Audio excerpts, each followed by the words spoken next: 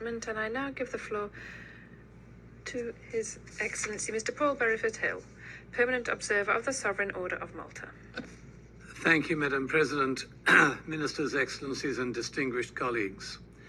The Sovereign Order of Malta is grateful to the Republic of Ecuador and the Republic's ambassador to the UN for inviting us to contribute to this open debate on threats to international peace and security. We would also like to extend our thanks to the Executive Director of UNODC and the relevant working groups for their diligent commitment to improving national technical capacity, awareness campaigns, and specialized knowledge to combat transnational crime and corruption. The Sovereign Order of Malta has stood proudly as a representative of the world's most vulnerable people for over 900 years.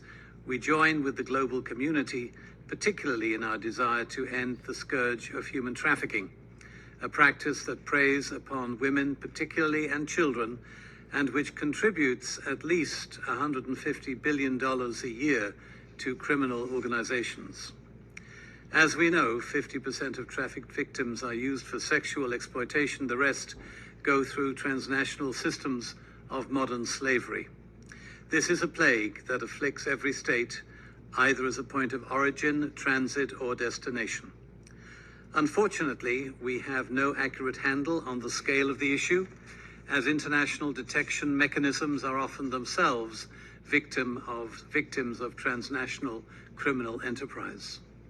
The Order of Malta has been at the forefront, the front line of preventative efforts, particularly in the Ukraine, where transnational human traffickers have flocked to exploit those refugees who fled for their lives once hostilities began. Trafficking was one of the biggest problems for women and children from the very first day, as logic gave way to desperation. Therefore, we collaborated with mobile phone carriers and telecommunications companies to disseminate information as effectively as possible, sending out texts in multiple languages, informing refugees to be aware of the issues of human trafficking.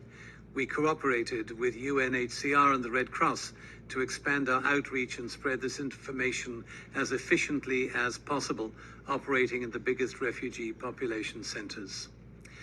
Madam President, we draw the attention of the Security Council to the potential for a major human trafficking harvest when hostilities finally cease in Gaza. There are unconfirmed reports that up to between 10 and 17,000 children have been left parentless as a consequence of this conflict. Efforts must be made through UN agencies and NGOs operating in the region to prevent a surge in the commercialization of these children by unscrupulous transnational operators who probably even now are planning ways to gain access to these children and to profit from their vulnerability.